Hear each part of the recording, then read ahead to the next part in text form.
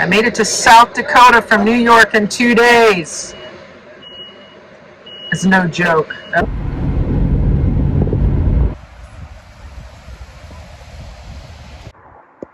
I think of these as ponderosa pines, pinyon pines.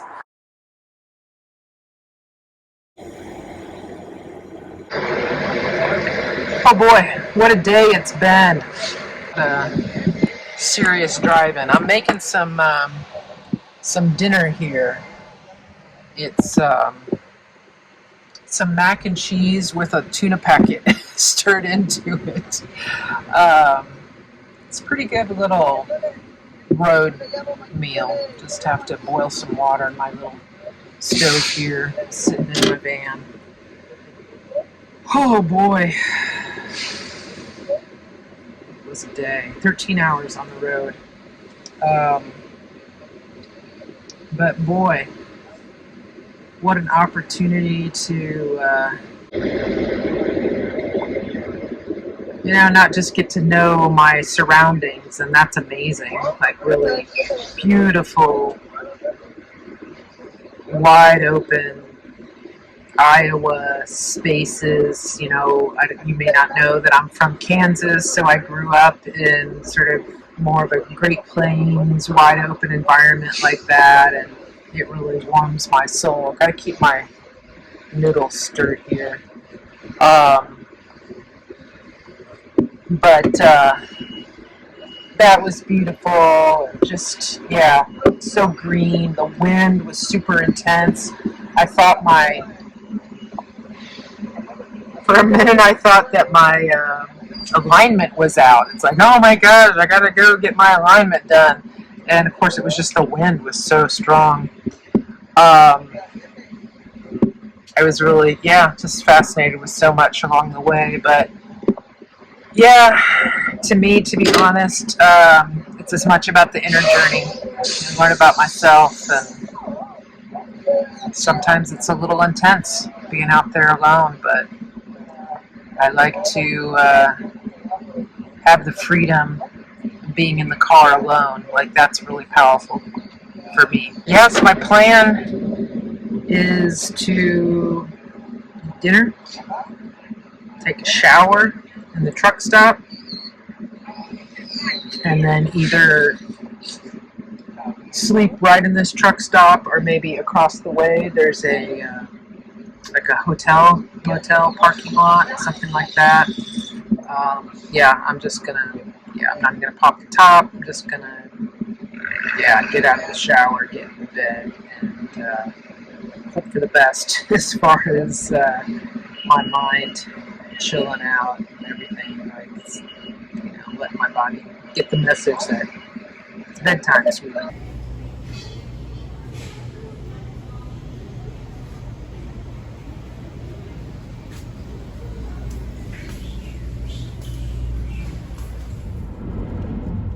The next morning, I hit the road, and from the highway, I saw a sign for a Lakota Cultural Center. So I stopped and went to this museum.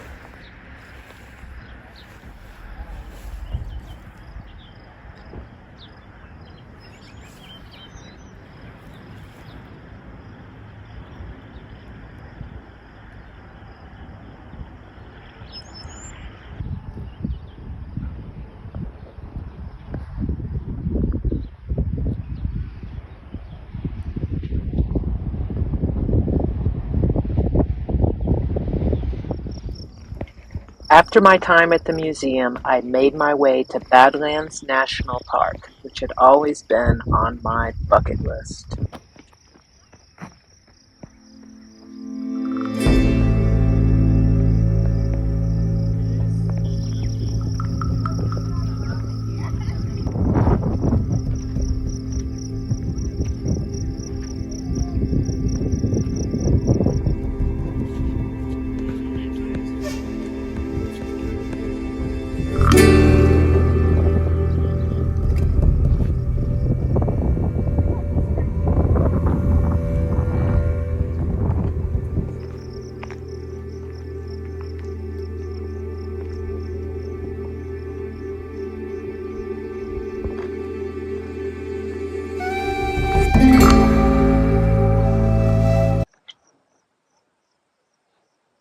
Hey, so I'm at Badlands, in case you didn't notice. It's real nice. I went into a little, I'm going to call it a cave, and laid in there. And just like, there's something about my back being next to the rock that that felt healing. And yeah, just my back's kind of sore from sleeping in a tin can on some plywood with mattresses. But yeah, it just felt really good to be in there, and there was just something about being held, and time was kind of suspended, and it was real quiet. So that was nice.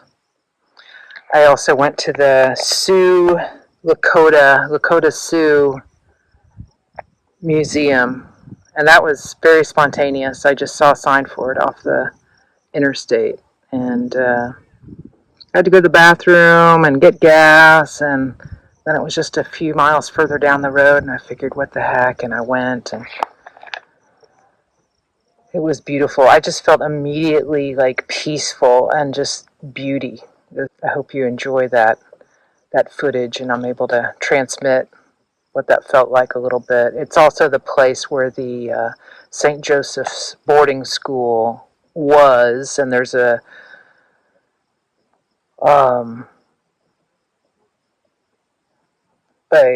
museum devoted to that too, in addition to the Sioux Lakota Museum. I didn't go to the boarding school museum. That felt like a little intense for me at the moment. It just felt like something I wasn't able to take in at the moment. There was enough sadness in the Lakota Sioux Museum for me to process.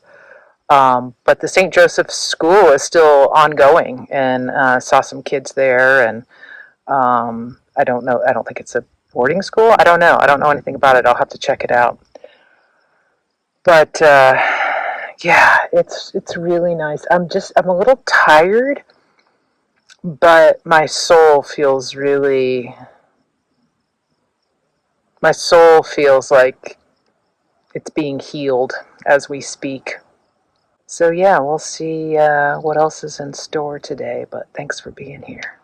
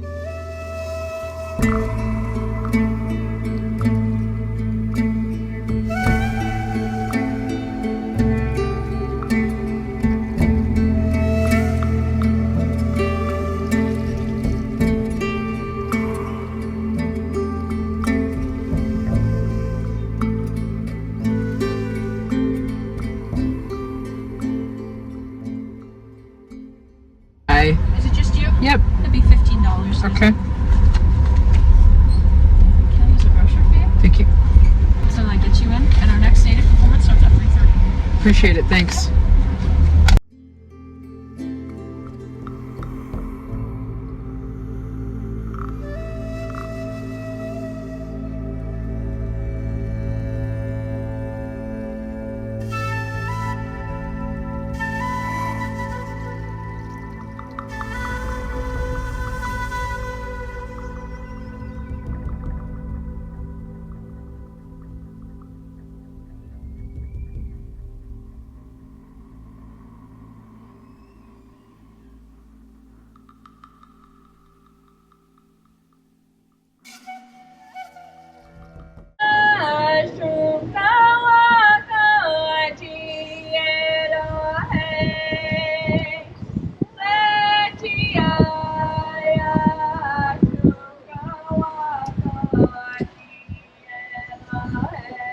A huge part of our Lakota culture, many other native cultures, and it's a huge part of the hoop dance, which will be one of the styles of dance you guys get to see here today.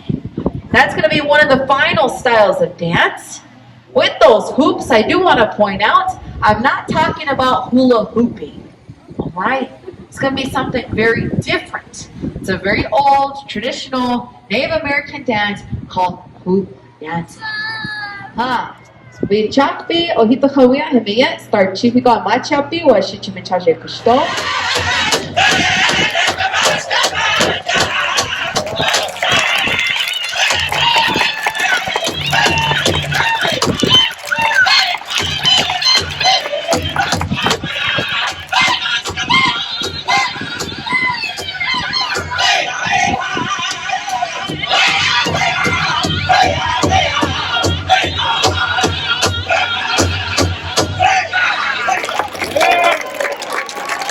Delicino Chief Eagle, ladies and gentlemen, and her hoop dance.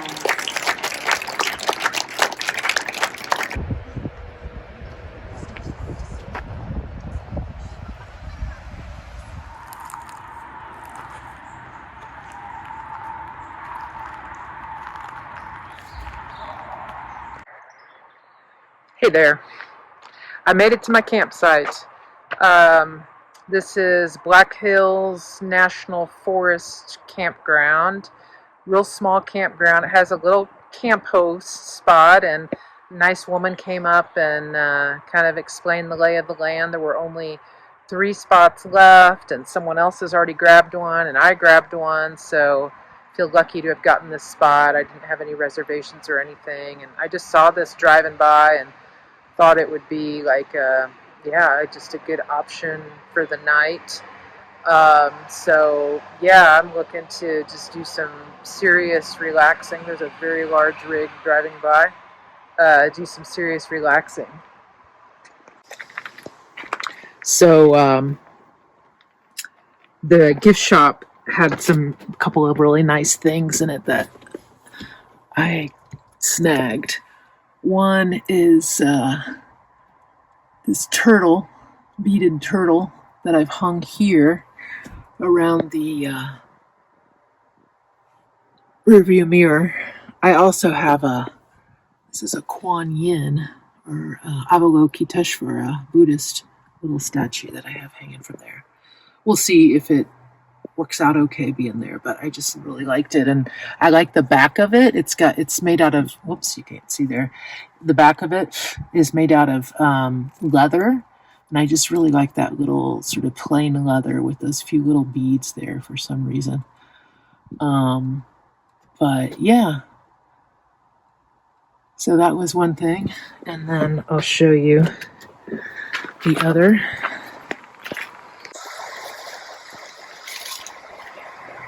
I got a dream catcher.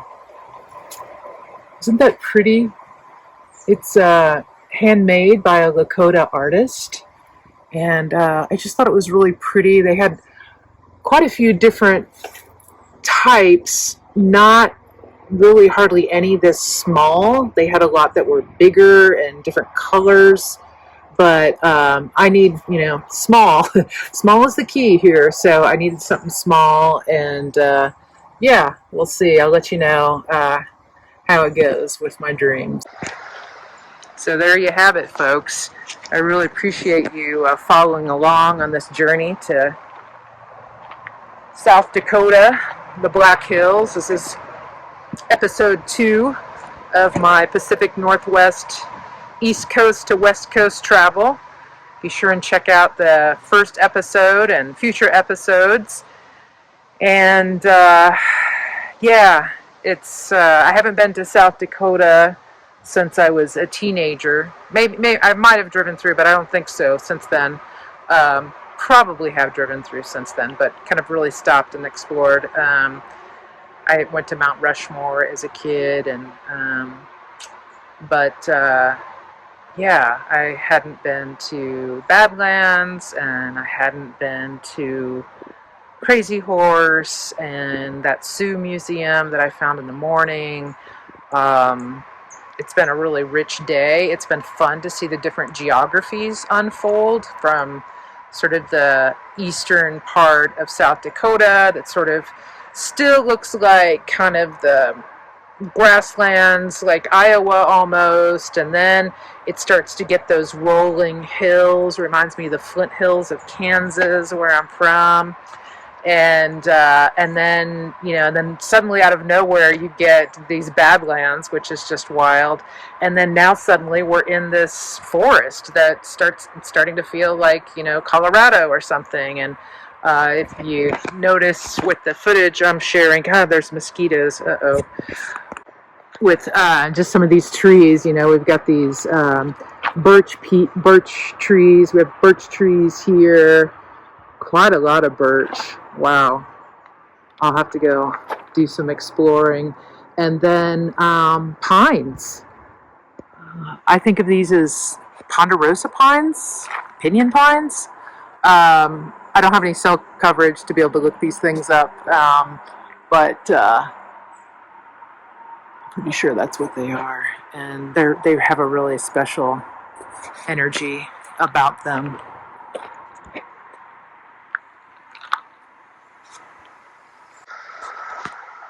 Happy trails, everybody.